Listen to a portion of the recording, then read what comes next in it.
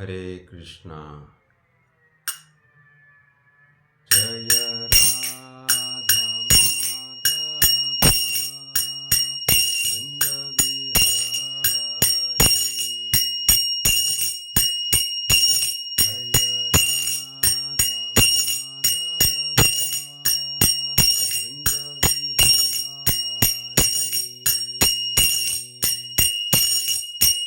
गोपी जन वल्लभ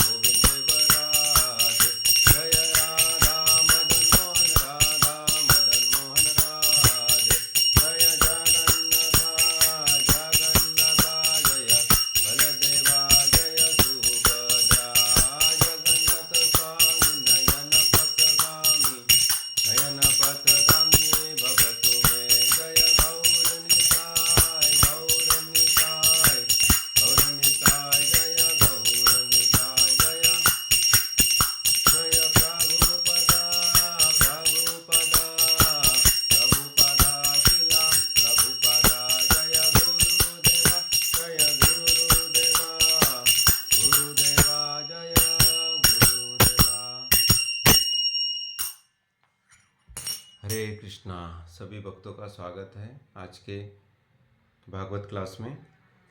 तो आज का हमारा श्लोक है छठा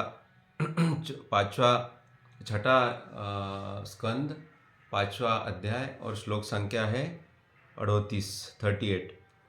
तो श्लोक इस प्रकार है।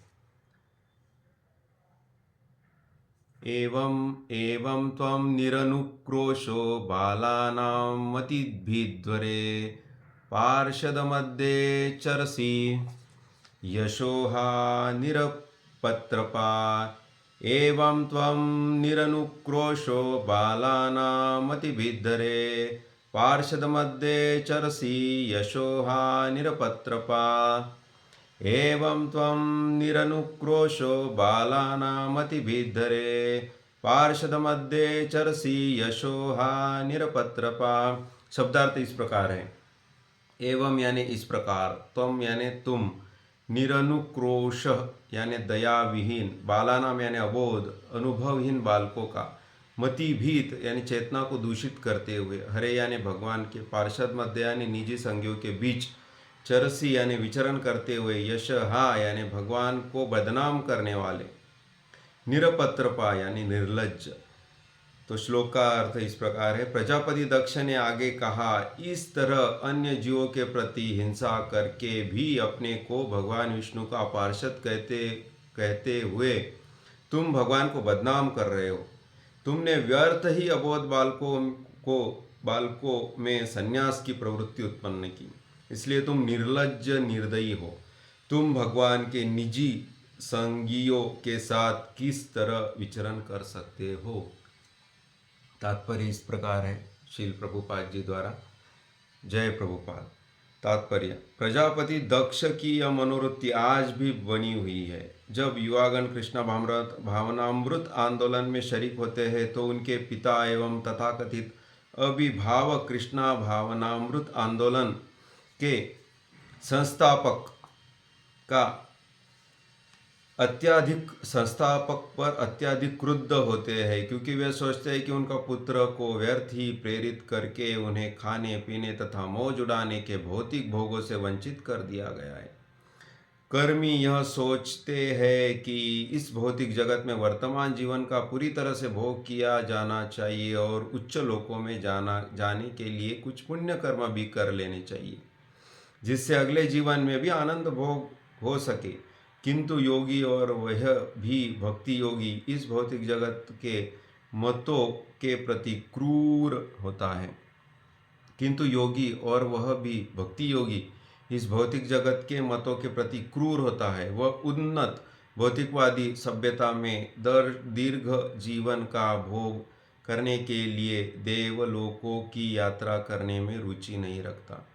जैसा कि प्रबोधानंद सरस्वती ने कहा, कैवल्यम नरका यते त्रिदश पूर आकाश पुष्पायते। भक्त के लिए ब्रह्म में तदात्म नरक के तुल्य है और देवलोकों की जीवन मृग तृष्णा के समान है, जिसका कोई अस्तित्व नहीं है। शुद्ध भक्त योग सिद्धि, उच्च लोगों की यात्रा या ब्रह्म के एकाकार होने में रुचि नहीं रखता। वह तो एकमात्र भगवान की सेवा करने में रुचि रखता है। चूंकि प्रजापति दक्ष कर्मी थे, अतः वे नारद मुनि की उस महती सेवा नहीं सराह सके जो उन्होंने उनके 11,000 पुत्रों के प्रति की थी।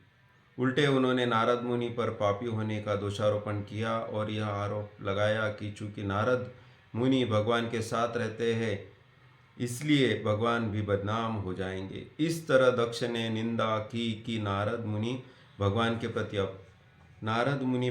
प्रति अपराधी है, यद्यपि वे भगवान के पार्षद जाने जाते हैं।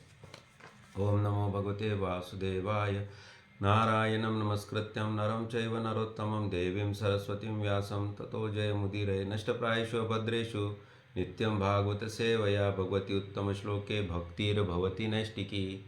ओम अज्ञानतिमिरन्धस्य ज्ञानाञ्जनशलाकया चक्षुरुन्मीलितं येन तस्मै श्रीगुरवे नमः। श्रीचैतन्य मनोभीष्टं स्थापितं येन भूतले स्वयं रूपा कदा मह्यं ददाति स्वपदान्तिकं। वन्देऽहं श्रीगुरोन् श्रीयुतापदकमलं श्रीगुरोन् वैष्णवांश्च श्रीरूपं साग्रजातं सगण रघुनाथान्वितं तं सजीवं साद्वैतं सावधूतं परिजनसहितं श्रीकृष्णचैतन्यदेवं श्रीराधो कृष्णपादान् सगणललितान् श्रीविशाखान्वितांश्च हे कृष्ण करुणा सिंधु दीनबंधो जगतपते गोपेश गोपिका कांत राधा कांता नमस्तुते तप्त कांचन गौरांगी राधे वृंदावनेश्वरी ऋषभानुसुते देवी प्रणमामि हरिप्रिये वंशाकल्पतरुभ्यश्च कृपा सिन्धुभ्येव च पतितानां पावनेभ्यो वैष्णवेभ्यो नमो नमः। हरे कृष्णा कृष्णा कृष्णा हरे हरे, हरे राम राम राम हरे हरे। हरे कृष्णा कृष्णा कृष्णा हरे हरे, हरे राम राम राम हरे हरे। हरे कृष्णा कृष्णा कृष्णा हरे हरे, हरे राम राम राम हरे हरे। हरे कृष्णा। तो सभी भक्तों का स्वागत है। तो आज का जो श्लोक है वो भी दक्ष प्रजापति और नारद मुनि इनके बीच जो वार्तालाप हुआ। दक्ष प्रजापति बहुत ही नाराज़ थे नारद मुनि से, क्योंकि उन्होंने उनके 11,000 पुत्रों को निवृत्ति मार्ग में जाने के लिए प्रवृत्त किया था। उन्होंने उनकी काउंसलिंग ऐसे की कि वो प्रवृत्ति मार्ग में न जाते हुए निवृत्ति मार्ग का चयन किए और सन्यासी हो गए। इसीलिए जो दक्ष प्रजापति थे वो अपने पिताजी की आज्ञा ब्रह्मा जी जो है उनकी आज्ञा पूरी ना कर पाए, इसलिए उन्होंने नारद मुनि को ये शाप दिया।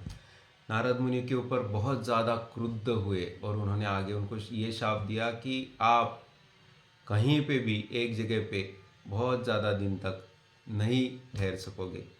तो इस शाप को नारद मुनि ने एक वरदान करके स्वीकार किया। हालांकि नारद मुनि इस शाप को निष्प्रभावी कर सकते थे, लेकिन नारद मुनि ने वैसे नहीं किया। नारद मुनि प्रतिकार में और शाप भी दे सकते थे, लेकिन यही है एक वरिष्ठ वैष्णव, एक श्रेष्ठ वैष्णव का लक्षण कि समर्थ होते हुए भी उन्होंने दक्ष प्रजापति को कोई भी प्रकार का शाप नहीं दिया। तुका मणे तोची संत सोसे जगा चे आघात। नारद मुनि ने क्या किया था? नारद मुनि जी ने यहाँ पे सिर्फ भगवान की आज्ञा का पालन किया था, और जो दक्ष प्रजापति उनके 11,000 पुत्रों को भगवान के मार्ग में जाने के लिए, भक्ति मार्ग में जाने के लिए सलाह दी थी या काउंसलिंग की थी। लेकिन देखिए जो दक्ष प्रजापति है वो उनके पिछले जन्म में भी उन्होंने भगवान शिव का अपराध किया था। वो भी एक सबसे वैष्णवा नाम यथा शंभु। तो शंकर भगवान या शिव भगवान भी महान वैष्णव, उनका वैष्णव अपराध किया। और जब इस उनके अगले जन्म में जब प्रचेतास के पुत्र बन के वो आए, तभी भी उन्होंने वैष्णव अपराध किया, नारद मुनि को शाप दिया। तो यहाँ नारद मुनि समर्थ होते हुए भी उन्होंने कोई प्रतिकार नहीं किया है। तो नारद मुनि जो है वो वैष्णव में बहुत ही टॉप की पोजीशन में है। तो यहाँ नारद मुनि से हमें सीखना चाहिए कि कैसे हमें, जो चैतन्य महाप्रभु ने कहा है, तृणादपि सुनीचेन तरोरिव सहिष्णुना अमाननीन मानदेन कीर्तनीय सदा हरि। तो हमें तृण से भी अधिक नम्र होना चाहिए और वृक्ष से भी अधिक सहनशील होना चाहिए। वृक्ष ये न कटीले है किचु न बोला है, सुकाई या मैले कारे पानी न मांगाए। वृक्ष को अगर कोई काट भी देता है और पानी नहीं भी डालता और सूख भी जाता है तो भी वो कंप्लेंट नहीं करता। तो वैसे ही हमें ऊर्ध बाहु करी कहो सुन सर्वलोक, नाम सूत्रे बांधी पर कंठे यही श्लोक। अगर हमें भक्ति में प्रगति करनी है तो इस श्लोक को हमें गले में धारण करना ही होगा। तृणादपि सुनीचे न तरोरिव सहिष्णुना अमाननीन मानदेन कीर्तनीय सदा हरि।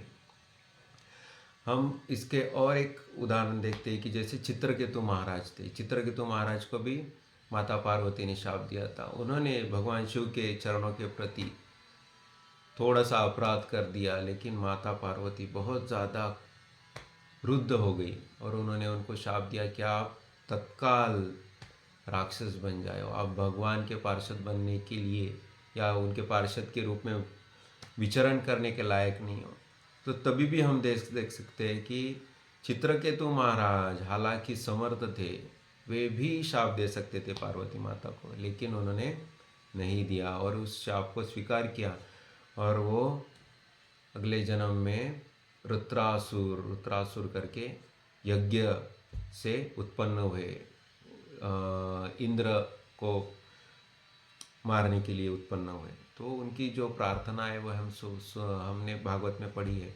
अजात पक्षायो मातरम खगा स्तन्यम यथा वत्सतराक्षुतार्था प्रियम प्रियेव विशुतम विषन्ना मनो अरविंदाक्ष दद्रक्षते त्वाम। तो बड़े बड़े जो महाभागवत है, महान महान संत है, वो रुद्रासुर महाराज की जो प्रार्थना है वो गाते हैं। तो हम यहाँ देख सकते हैं नारायण परा सर्वे न कुतंचत बिभ्यति। जो नारायण के भक्त है, जो निजी संगी जन है, नारायण परा सर्वे न कुतंचत बिभ्यति स्वर्ग अपवर्ग नरकेशु अपि तुल्यार्थ दर्शना। वह कहीं पे भी जाओ, स्वर्ग में नरक में उनकी समदृष्टि रहती है। हालांकि वे प्रतिकार कर सकते हैं, शाप भी दे सकते हैं, लेकिन चित्रकेतु महाराज ने शाप नहीं दिया। तो यही है महान वैष्णव के गुण। तो यहाँ पे हम देख सकते हैं कि जो नारद मुनि थे, उन्होंने जो 11,000 पुत्र थे दक्ष प्रजापति इनके, उनको निवृत्ति मार्ग में प्रवृत्त किया। तो यहाँ उन्होंने जो हमने पिछले बार देखा था कि कैसे गुरु तत्व कितना महान है। तो जो गुरु में हमारी आसक्ति या हमारी गुरु के प्रति निष्ठा रहती, तो जितनी हमारी गुरु के भगवान के प्रति निष्ठा है, उतनी ही जब गुरु के प्रति हो जाती है, तो सारा वेदों का जो ज्ञान है वो अंदर से हमारे हृदय में प्रकट हो जाता है। यस्य देवे परा भक्तिर यथा देवे तथा गुरु तस्यैते कथिता ह्यार्थ प्रकाशन्ते महात्मना। यस्य देवे परा भक्तिर, जिनकी भगवान के ऊपर, यस्य देवे परा भक्तिर यथा देवे तथा गुरु, जैसे भगवान कृष्ण में निष्ठा है उतनी ही निष्ठा जब भगवान में हो जाएगी, तस्यैते कथिता ह्यार्थ, तस्यैते कथिता ह्यार्थ प्रकाशन्ते महात्मना। उनको जो वेदों का गहन गूढ़ रहस्यमय अर्थ है वो अपने आप हृदय में प्रकट हो जाता है। तो हम इसके बारे में आज चर्चा करेंगे कि कैसे कैसे गुरु के प्रति निष्ठा होने से ही हमें वो सब कुछ ज्ञान और वही विज्ञान बन जाएगा आगे। तो इस संदर्भ में अभी हम चर्चा करेंगे। तो हम ये कृष्ण भगवान जब 7 साल के थे तो उन्होंने गोवर्धन उठाया था, और 11 साल की जब आयु थी भगवान की तो वो मथुरा आए थे। मथुरा आने के बाद जो वासुदेव जी थे, उनके पिता, उनका संस्कार किया, द्विजातीय संस्कार, और फिर उन्हें गुरुकुल में भेज दिया। उनको गुरुकुल में सांदीपनि मुनि के यहाँ भेजा। पहले जो प्रभावी या समर्थ गुरु रहते थे, उनके बड़े बड़े आश्रम रहते थे, और वहाँ बहुत सारे छात्र आके 20-20 साल 25-25 साल तक वहाँ रहते थे। और जब उनकी शिक्षा पूर्ण हो जाती थी तब वो घर जाके फिर गृहस्थ आश्रम में प्रवेश करते थे। तब तक उनके माता पिता उनको फ़ोन करके नहीं पूछते थे, जैसे अभी स्कूल में अगर देरी हो गई, बस देरी हो गई तो हम फ़ोन करके पूछते कहाँ है बस, या मेरा बच्चा कहाँ है, हॉस्टल में रहेगा। तो तभी गुरु को फ़ोन नहीं किया जाता था कि मेरा लड़का कैसे है। तो ऐसी परंपरा थी। तो सांदीपनि मुनि के यहाँ कृष्ण भगवान और बलराम जी को शिक्षा लेने के लिए भेजा गया। तो एक दिन की बात है कि गुरु माँ ने सुदामा जी भी थे तब, भगवान के जो परम मित्र है सुदामा जी, वो भी आश्रम में थे। तो गुरु माँ ने सुदामा जी को सूखी लकड़ियाँ लाने के लिए आज्ञा की। तो सुदामा जी ने भगवान से रिक्वेस्ट की, तो भगवान और सुदामा दोनों ही लकड़ियाँ लाने के लिए निकल पड़े। अभी होता है ऐसे कि भगवान जहाँ पे भी है वहाँ से दूर दूर तक कोई भी वृक्ष सूखा हुआ नहीं रहता। आज तक जो भगवान ने कालिया दहन के वक्त जिस वृक्ष से छलांग मारी थी वो वृक्ष आज भी हरा भरा है। तो वैसे ही भगवान जब गुरु गुरु संदीपनी मुनि के यहाँ रह रहे थे तो आजू बाजू के जो वृक्ष थे तो सूखी लकड़ियाँ मिलना मुश्किल था, इसलिए बहुत दूर तक अंदर चले गए सुदामा जी और कृष्ण भगवान। तो जो लकड़ियाँ तो चुन ली उन्होंने, लेकिन आते समय तूफान आ गया, आंधी आ गई, बादल आ गए और बहुत ज़ोर से वर्षा होने लगी। तो वे दोनों और काफ़ी वर्षा की वजह से ठंडी भी हो गई, तो दोनों जंगल में अटक गए, भगवान कृष्ण और सुदामा जी। और दोनों एक दूसरे को आलिंगन दे के रात उन्होंने उधर ही व्यतीत की। तो इधर जब सांदीपनी मुनि जी को पता चला कि हाँ मेरे दो शिष्य जंगल में गए हैं और आंधी और तूफान आया है लेकिन वो वापस नहीं आए, तो वो बड़े चिंतित हो गए। तो इतने आंधी और तूफान में वो रात में तो निकल नहीं सकते थे मशाल लेके। तो दूसरे दिन वे अपने सारे शिष्यों के साथ भगवान कृष्ण और सुदामा जी इनको ढूंढने के लिए निकल पड़ते हैं। तो वे उनको संबोधन के लिए सुदामा कृष्ण कहाँ हो ऐसे करते, सब लोग उनके शिष्य सब लोग जंगल में जाते हैं। और जब गुरु जी की ध्वनि सुनाई पड़ती है और इतर छात्रों की ध्वनि सुनाई पड़ती है तो भगवान और सुदामा भी गुरु जी को आवाज़ देते, हाँ गुरु जी हम यहाँ हैं। तो संदीपनी मुनि सुदामा जी और कृष्ण भगवान को ढूंढ लेते हैं। तब जब वो मिलते हैं तो संदीपनी मुनि बहुत ही ज़्यादा प्रसन्न हो जाते हैं सुदामा जी और कृष्ण भगवान के ऊपर कि ये देह जो कि शरीर माध्यम खलु धर्म कारणम, ये जो देह है वो धर्म करने का एक ही साधन है। शरीरम आद्यम खलु धर्म साधनम, ये जो मनुष्य देह है ये धर्म करने का सबसे बड़ा साधन है। और आप दोनों ने क्या किया, इस देह की जो हर एक को अत्यंत प्रिय है, हर एक को अत्यंत प्रिय है अपना देह। इसे बोला जाता है कि नरकस्तोपि देहम वै न पुमान त्यक्तुम इच्छति, नरकस्तोपि देहम नहीं पुमान त्यक्तुम इच्छति, नारक्याम निवृत्ति सत्याम देव माया विमोहिता। नरक में जो प्राणी वास कर रहे हैं वे भी अपना देह छोड़ना नहीं चाहते।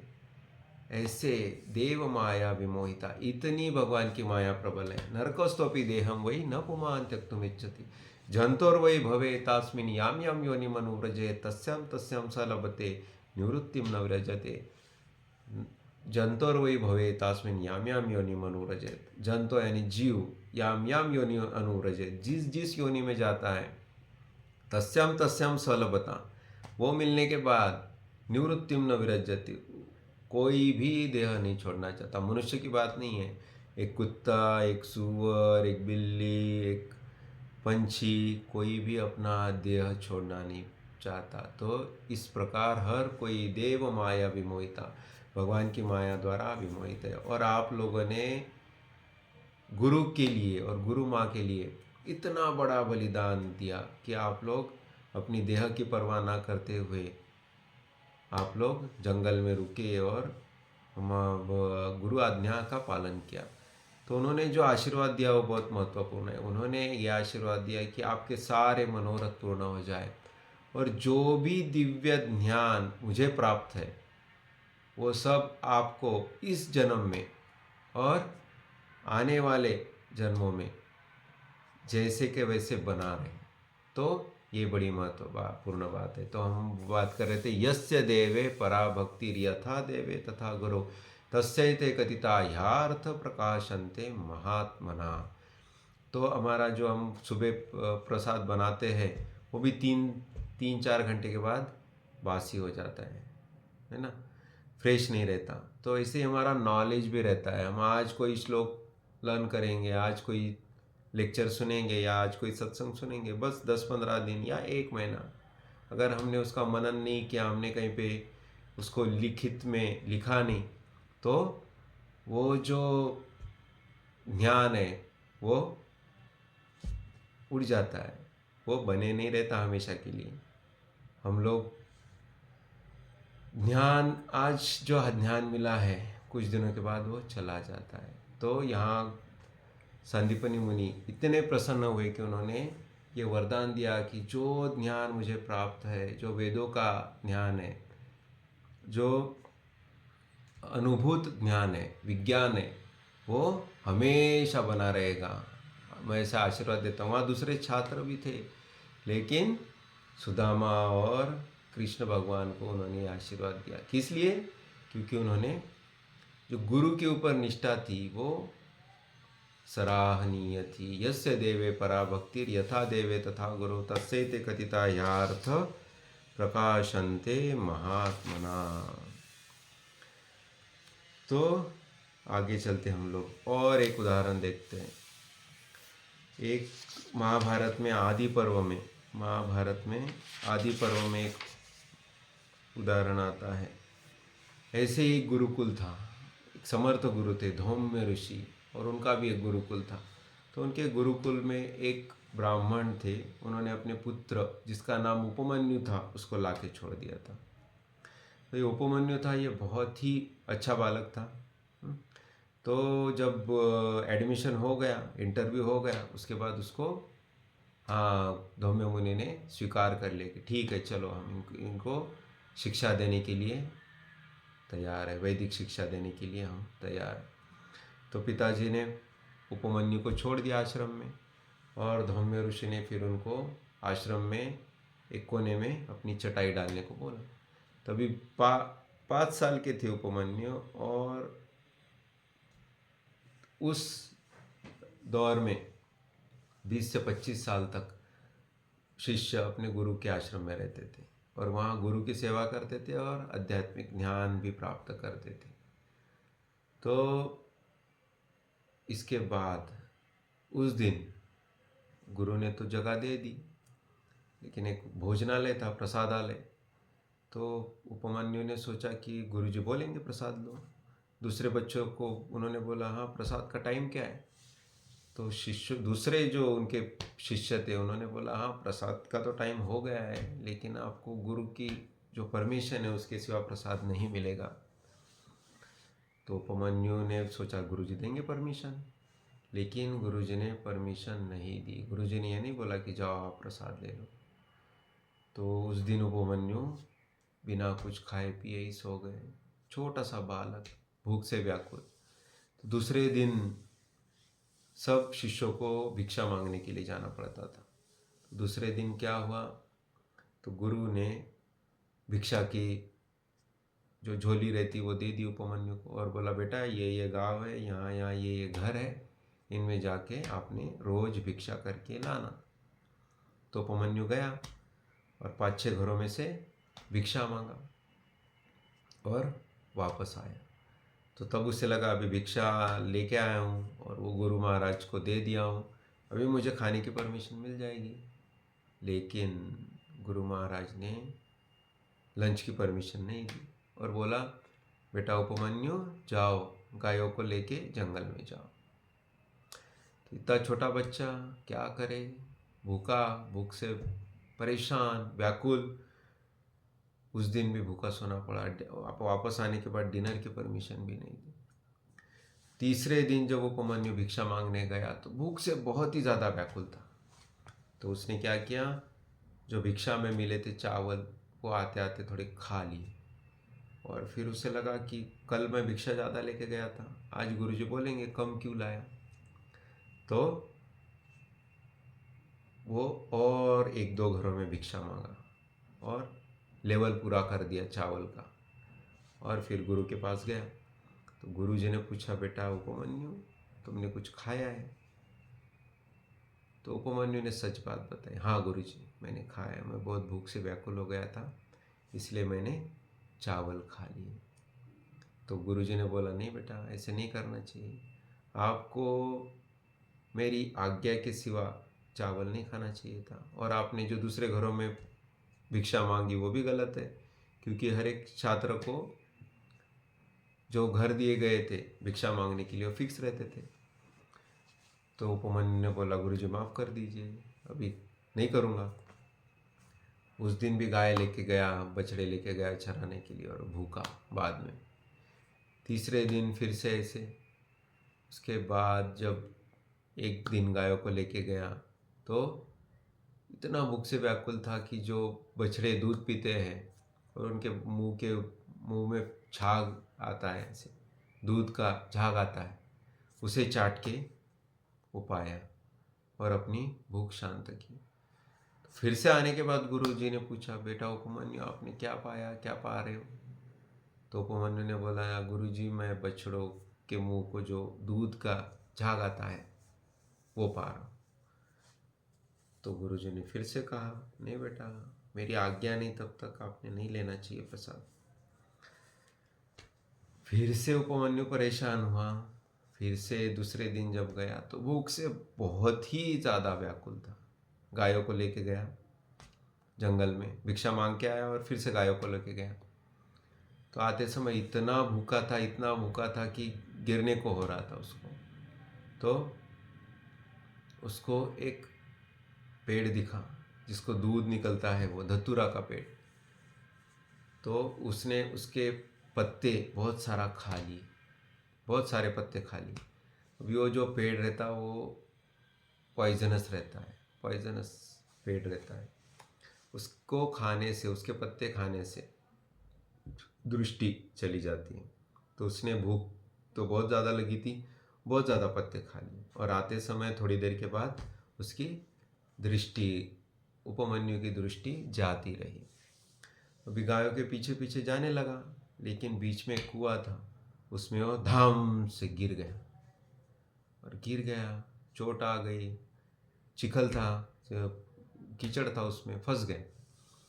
गाय पहुंच गई आश्रम में। तो जब गुरु को पता लगा कि उपमन्यु नहीं आया है तो गुरु महाराज परेशान हो गए कि अरे छोटा सा बच्चा इतने दिन से भूखा है, कहाँ गया होगा, क्या किया होगा। तो अपने छात्रों के साथ गए वो उपमन्यु को ढूंढने के लिए। बेटा उपमन्यु कहाँ हो, मशाल लेके, बेटा उपमन्यु कहाँ हो। तो उपमन्यु को जब आवाज़ सुनाई दी गुरु महाराज की तो उन्होंने भी नीचे से कुएं में से चुप पुकारा, गुरु महाराज मैं यहाँ हूँ, गुरु महाराज मैं यहाँ हूँ। तो गुरु महाराज को मिल गए उपमन्यु। तो उपमन्यु को गुरु महाराज ने फिर से पूछा, बेटा तुम यहाँ कैसे? तो उन्होंने फिर से बताया, गुरु महाराज बहुत ज़्यादा भूख लगी थी तो मैंने क्या किया, जो एक पेड़ था उसके पत्ते खा लिए। अभी वो पत्ते तो जहरीले थे, तो पाने के बाद उपमन्यु की दृष्टि जाती रही। गुरु महाराज जो धौम्य जी थे उनको बहुत बुरा लगा। उन्होंने एक मंत्र उपमन्यु को बोला कि मैं एक मंत्र देता हूँ आपको, वो मंत्र जपो और अश्विनी कुमार आ जाएंगे। देखिए ऐसे सामर्थ्य रहता था गुरुओं में तब। तो अश्विनी कुमार देवताओं का आह्वान करने का मंत्र दिया और उन्होंने जब मंत्र जपा तो अश्विनी कुमार आ गए। और धौम्य ऋषि ने उनको सलाह दी थी उपमन्यु जो कि आपकी दृष्टि वापस आ जाएगी और फिर आप बाहर निकल के आना, मैं यहीं पे हूँ। तो जब अश्विनी कुमार आए तो उन्होंने उपमन्यु को बोला, बेटा हम प्रसन्न हुए आपके मंत्र से और मंत्र जाप से, आप एक फल ले लो और ये खा लो। तो तब उपमन्यु जी ने फल खाने से मनाही कर दी। वो बोले नहीं नहीं नहीं नहीं, मैं ये फल नहीं खाऊंगा। तो अश्विनी कुमारों ने बोला, भैया आप बेटा फल क्यों नहीं खाओगे, तुम खा लो, इससे तुम्हारी दृष्टि आ जाएगी। तो उपमन्यु जी ने बोला कि मैं यहाँ पे गिरा ही इस वजह से हूँ कि मैं गुरु की अवज्ञा किया हूँ, बार बार गुरु की अवज्ञा किया हूँ, इसलिए मैं आज आके गिरा हूँ। तो अभी अगर मैं मर भी जाऊँ तो गुरु जी की जब तक आज्ञा नहीं होगी तब तक मैं प्रसाद नहीं लूँगा। तो ये जब अश्विनी कुमारों ने सुना तो वो धौम्य ऋषि के पास गए और उन्होंने धौम्य ऋषि को बताया कि आपका शिष्य ऐसे बोल रहा है। तो धौम्य ऋषि ने जब सुना कि हाँ मेरा जो शिष्य है वो देखिए अभी कितना उसमें बदल आ गया कि मर भी जाऊँ तो चलेगा, लेकिन मैं फल नहीं पाऊंगा। तो जाके धौम्य ऋषि फिर से गए और उन्होंने बोला, बेटा उपमन्यु, मेरी आज्ञा है, तुम फल पा लो।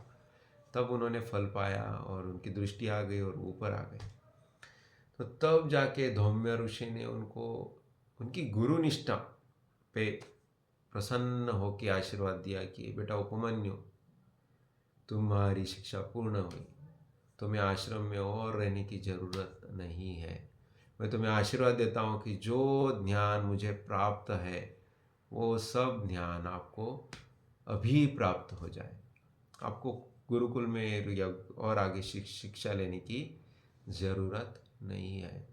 तो ऐसे उपमन्यु, और इन्होंने जाके फिर दूसरी जगह पे खुद का आश्रम खोला इतने कम उम्र में। तो यस्य देवे परा भक्तिर यथा देवे तथा गुरु तस्यैते कथिता ह्यार्थ प्रकाशन्ते महात्मना। गुरु में निष्ठा, जितनी भगवान में निष्ठा है उससे कहीं ज़्यादा निष्ठा गुरु में चाहिए। यही उदाहरण हमारे शील प्रभुपाद जी ने दिया। जय प्रभुपाद। तो प्रभुपाद जी ने क्या किया, गुरु के जो वचन है उनको पूरा करने के लिए आयु के 17वें साल 70 ईयर्स की एज में अपनी परवाह ना करते हुए गुरु की आज्ञा पूरी करने के लिए अमेरिका गए। और उनकी जो भगवान के प्रति श्रद्धा थी उससे कहीं ज़्यादा श्रद्धा अपने गुरु के प्रति थी। तो क्या हुआ, तस्यैते कथिता ह्यार्थ प्रकाशन्ते महात्मना। हम देख सकते हैं कि शील प्रभुपाद जी ने क्या किया।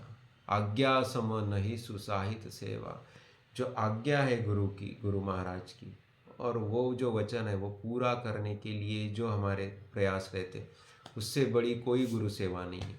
आज्ञा सम नहीं सुसाहित सेवा।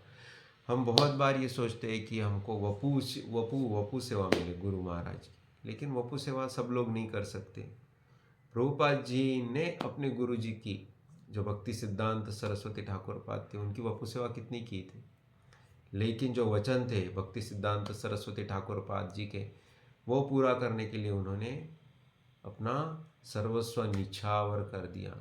वही उन्होंने प्राण बना लिया अपना, कि जो भक्ति सिद्धांत सरस्वती ठाकुर पाद की जो आज्ञा है कि आप प्रीच करो, विदेश में जाके, पाश्चात्य देशों में जाके प्रीचिंग करो।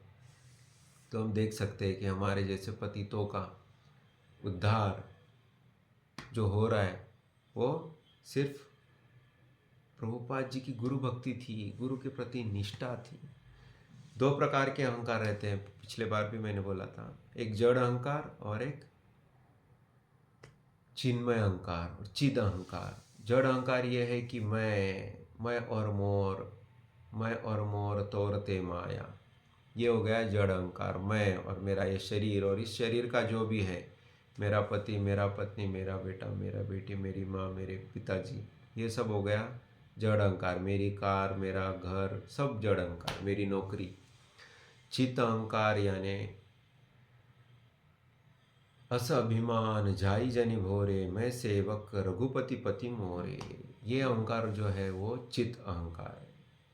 अस अभिमान जाई जनि भोरे, मैं सेवक रघुपति पति मोरे। मैं क्या हूँ, रघुपति का सेवक हूँ और रघुपति मेरे स्वामी है। बस ये जो अहंकार है वो चित्त अहंकार है। इसी में चित्त अहंकार में आता गुरु के प्रति निष्ठा। गुरु के प्रति भी निष्ठा उतनी ही चाहिए, उससे ज़्यादा चाहिए। गुरु गोविंद जी वो खड़े, काके लागू पाए, बलिहारी गुरु आपने गोविंदियो बताए। तो अगर गुरु और गोविंद दोनों खड़े हैं तो हम गुरु महाराज के पैर लगेंगे, गुरु महाराज के पैर पहले पड़ेंगे। क्यों? क्योंकि गुरु महाराज ने हमें बताया कि गोविंद कौन है। गोविंद तो अनादि है, पहले से है, अनादि काल से है, अभी भी है, आगे भी रहेंगे। लेकिन हमारा उद्धार तो हमारे गुरु महाराज की वजह से हुआ है, शील प्रभुपाद जी की वजह से हुआ है। उन्होंने जो इस्कॉन अंतर्राष्ट्रीय कृष्ण भावनामृत संघ की स्थापना की, उसकी वजह से हमारा उद्धार हुआ है। वरना हमें कहाँ पता लगता था कि कृष्ण भगवान कौन है और उनके कैसी सेवा करनी चाहिए। यार जो भी हम आज भक्ति के नियमों का पालन कर रहे हैं, हमें कैसे पता लगता था? तो ये सिर्फ शील प्रभुपाद जी की कृपा है। तो हमें भी शील प्रभुपाद जी के ऊपर उतनी ही निष्ठा रखनी चाहिए या उनसे ज़्यादा निष्ठा रखनी चाहिए, भगवान से ज़्यादा। यस्य देवे परा भक्तिर यथा देवे तथा गुरु तस्यते कथिता यार्थ प्रकाशन्ते महात्मना। और एक उदाहरण देखते हैं, जो एकलव्य थे, एकलव्य को शिष्य करके स्वीकार नहीं किया था द्रोणाचार्य जी ने, लेकिन गुरु निष्ठा का और एक उत्तम उदाहरण, उन्होंने द्रोणाचार्य की मूर्ति बनाई और साक्षात गुरु रूप में स्वीकार करके अभ्यास किया। तो देखिए, यस्य देवे परा भक्तिर यथा देवे तथा गुरु तस्यते कथिता यार्थ प्रकाशन्ते महात्मना। अर्जुन अर्जुन और एकलव्य, इन दोनों में जब चूज करना पड़ा द्रोणाचार्य जी को, तो वो भी कंफ्यूज हो गए। इतनी धनुर्विद्या में कुशल थे। और किसने सिखाया था? प्रकाशन्ते महात्मना। क्योंकि गुरु भक्ति इतनी प्रगाढ़ थी द्रोणाचार्य के ऊपर उनकी निष्ठा कि पूरा ध्यान अंदर से स्फुरित हो गया। तो तब जाके द्रोणाचार्य जी ने उनका अंगूठा मांग लिया। लेकिन वे एक प्रतीक है गुरुनिष्ठा के। उनकी गुरुनिष्ठा बहुत विशाल थी। और बहुत सारे उदाहरण हैं। अर्जुन जी है, फिर द्रोणाचार्य है, भीष्म जी है, जिनका उद्धार हुआ और जिन्होंने सब ज्ञान प्राप्त कर लिया गुरु के ऊपर निष्ठा की वजह से। हम कुछ ऐसे लोग भी देखते हैं जो बहुत ही कद में बड़े थे, जैसे कि सूर्यपुत्र कर्ण। तो इनके गुरु के ऊपर निष्ठा, इनको जो द्रोणाचार्य जी थे, गुरु द्रोणाचार्य जी थे, इन्होंने ज्ञान पूरा दिया था, सिर्फ इन्हें ब्रह्मास्त्र नहीं दिया था। इसलिए ये क्रुद्ध होके परशुराम जी के पास गए थे और भगवान परशुराम जी से भी ये झूठ बोले कि मैं ब्राह्मण हूँ, और परशुराम जी ने भी फिर इन्हें शाप दे दिया। तो गुरु के प्रति निष्ठा रहेगी, उनको शाप दे दिया। और फिर हम सबको पता है कि महाभारत में जब सबसे आखिर में अर्जुन के साथ युद्ध हुआ, तो वो अपना ध्यान पूरा खो चुके थे। तो गुरु के ऊपर जितनी निष्ठा रहेगी, उतना हम अध्यात्म में प्रगति कर पाएंगे और भगवान के प्रति सेवा भी कर पाएंगे। तो यहाँ पे हम रुकेंगे। हरे कृष्णा।